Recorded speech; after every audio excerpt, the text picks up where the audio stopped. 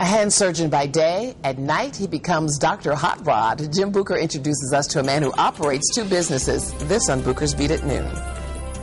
Scalpel, rongeur, hemostat.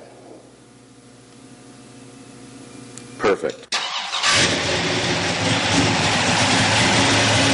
Dr. Mark Treziak works on human bodies at the hospital and car bodies here at his place, High Tech Hot Rods, on Neff Road in Dayton. His passion for automobiles goes way back to when he was a kid. He loved muscle cars. So after medical school, he had a little cash left over, and he decided to have a hot rod built for himself. And the shop I took it to was a little nefarious, and I said, you know what, I think I can do it better myself. And you know what? He did.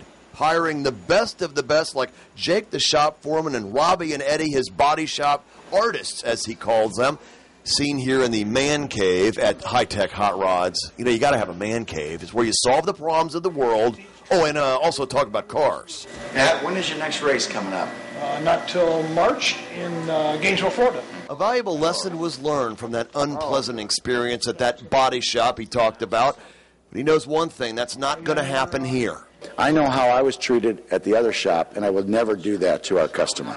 Now, Dr. T says he doesn't confuse the two professions. I mean, he knows one is a wrench and the other one's a scalpel. But sometimes the professions, well, they do crisscross. I probably have more patients that talk to me about my hot rods than the other way around.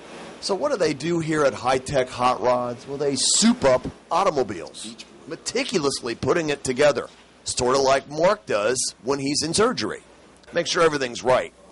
Like, for instance, this automobile, it's not your grandfather's 57 Chevy anymore. It has a Corvette motor.